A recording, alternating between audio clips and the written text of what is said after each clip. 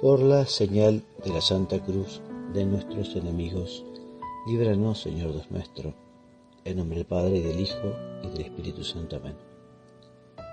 Señor mío, Dios mío, creo firmemente que estás aquí, que me ves, que me oyes. Te adoro con profunda reverencia. Te pido perdón de mis pecados y gracia para hacer con fruto este rato de oración. Madre mía Inmaculada, San José, mi Padre y Señor, Ángel de mi guarda, intercedan por mí. Queridos hermanos catequistas, vamos a meditar el capítulo 8 del Directorio para la Catequesis, que se titula La Catequesis en la vida de las personas, que va desde el número 224 a 282. Es quizá uno de los capítulos más largos, son 58 números, y el núcleo fundamental de este capítulo es una invitación a preparar la catequesis según los destinatarios, según a quienes hay que catequizar, porque efectivamente la catequesis se debe adaptar a las personas. La catequesis no es una receta única que va para niños y para grandes, para nacionales o extranjeros, para presos o enfermos, sino que justamente en este capítulo se invita a preparar la catequesis para el grupo de personas que lo va a recibir. Comienza con el número 124, recordando que cada bautizado tiene derecho a una catequesis adecuada, y por eso mismo es un deber de la Iglesia responder satisfactoriamente a sus fieles. El número siguiente nos dice justamente eso, que la catequesis se diversificará en función de las diferentes necesidades de edad de los sujetos, estados de vida, etc.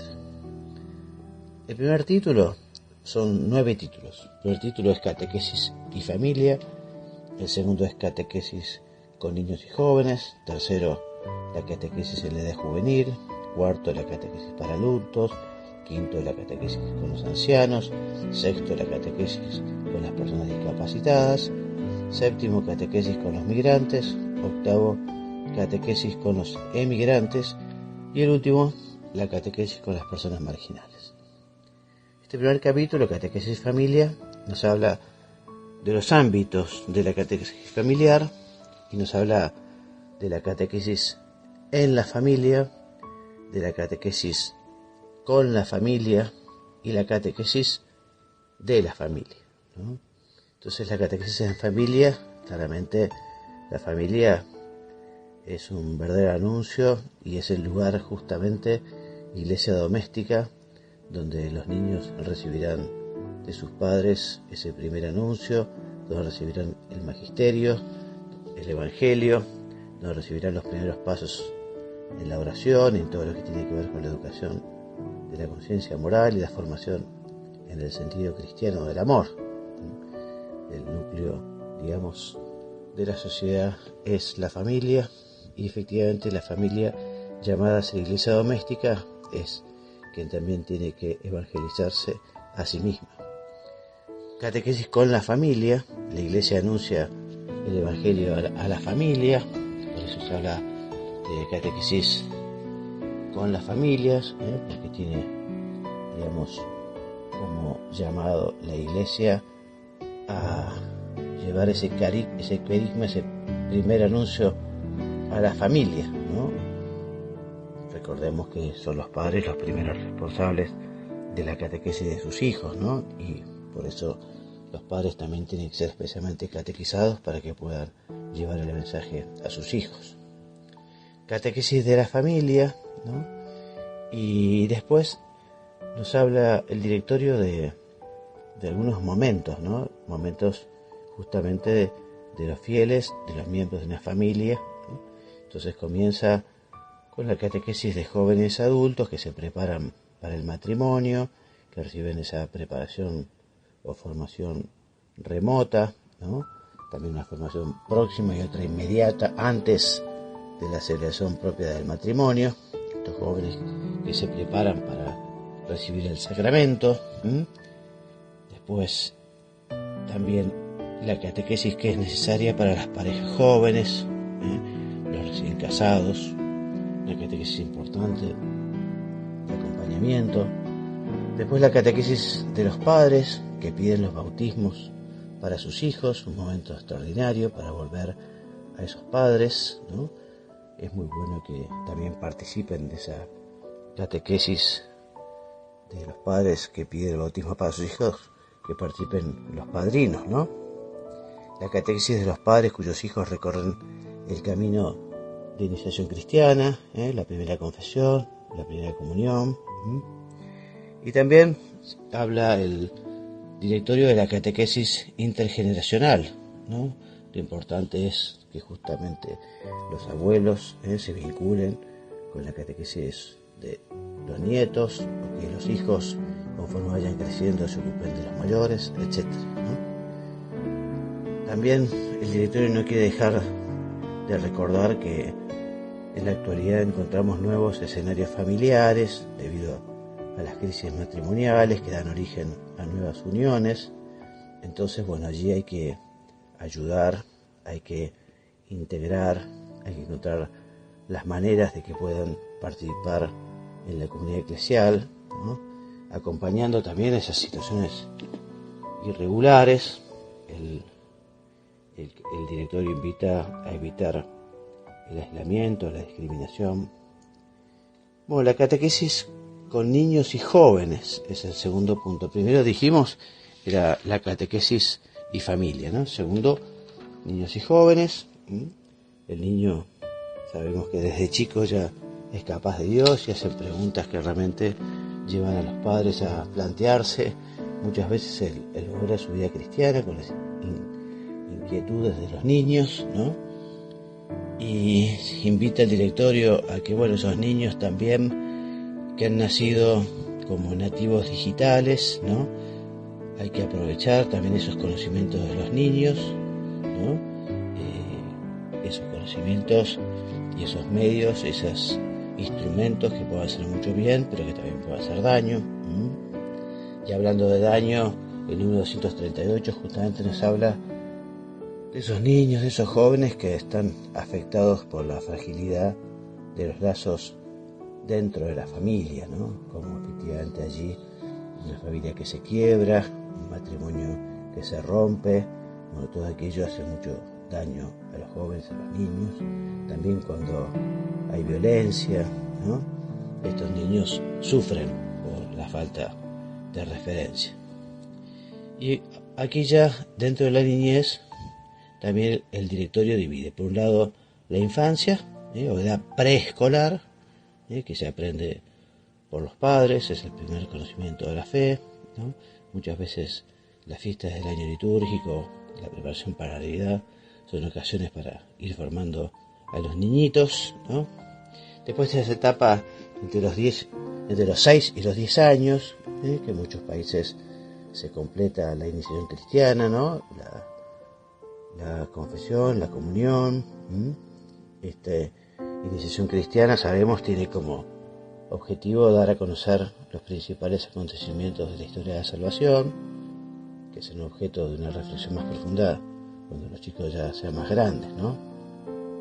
Y todo lo que es la catequesis de iniciación cristiana apunta justamente al primer conocimiento de la fe, al primer anuncio, ¿no? Y así introduce al niño en la vida de la Iglesia y en la celebración de los sacramentos. Esta catequesis, recordemos, propone de manera esencial todos los misterios de la vida cristiana y su impacto en la conciencia del niño. También, evidentemente, esta catequesis se fortalece con el testimonio de la comunidad, ¿no? Y a los niños les hace mucho bien la participación en la liturgia, que poco a poco se vayan involucrando con la Sagrada Escritura, con el ejercicio de las obras de caridad, ¿no? También muchas veces existe la posibilidad que en la misma escuela primaria los niños reciban esa catequesis de iniciación a la vida cristiana y los sacramentos, siempre de acuerdo con las disposiciones del obispo local, ¿no? En estos contextos, catequistas y profesores se complementarán. Dice el directorio número 142 que sería muy apropiada una iniciación cristiana establecida según el modelo de la formación del catecumenado, un tema que ya hemos hablado bastantes veces, ¿no? Pero, evidentemente, con criterios, contenidos y metodologías adecuadas para los niños. Bueno, el siguiente título es la catequesis en la realidad juvenil, ¿no? Ya nos habla justamente del ejemplo de Jesús, cómo acompañaba a los discípulos de Emaús, ¿no? Cómo Jesús acompañaba. Bueno, esa misma figura es una fuente de inspiración importantísima en el caminar con los jóvenes, ¿no? Los jóvenes sabemos que están en ese tiempo de grandes ideales, ¿no? Tiempos que ellos también reclaman coherencia, testimonio por parte de sus mayores, ¿no? Así que bueno, hay que llegar a esos jóvenes, ¿no? Por eso la catequesis para la juventud requiere siempre renovarse, fortalecerse, debe caracterizarse por dinámicas pastorales y relacionales de escucha, reciprocidad, corresponsabilidad y reconocimiento del protagonismo juvenil, ¿no? También es necesaria una pastoral que adapte la catequesis para saber traducir en su lenguaje, en el lenguaje que entienden los jóvenes, el mismo mensaje de Jesús, el mensaje de siempre. Distingue el directorio entre lo que es la catequesis con los preadolescentes y la catequesis con los jóvenes, ¿no? Catequesis preadolescentes, adolescentes y jóvenes, ¿no? Son tres títulos diferentes, ¿no? La preadolescencia, una etapa de transición, ¿no? Una identidad que quiere renacer. Los adolescentes que van de los 14 a los 21 años, que se caracteriza por el impulso hacia la independencia, y al mismo tiempo inseguridad, tensión también. Los adolescentes necesitan ser apoyados por testigos convencidos y comprometidos. También hay que estar preparados, ¿no? Porque los adolescentes cuestionan la autenticidad de las figuras adultas y necesitan, como decíamos recién, esa coherencia. Así que catequesis de los preadolescentes, adolescentes y después con los jóvenes, ¿no?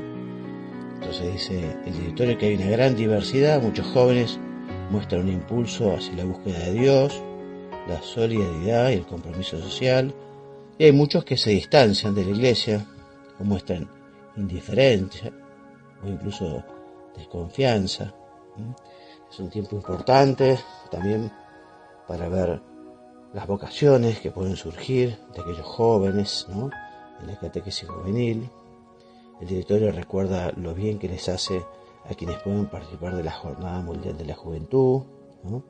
Y también que esos mismos jóvenes se pueden poner al servicio de sus compañeros, de otros jóvenes, siendo ellos mismos catequistas, ¿no? Bueno, el siguiente título es la catequesis con los adultos, ¿no? Y el objetivo principal de esta catequesis es la formación y maduración gradual y progresiva.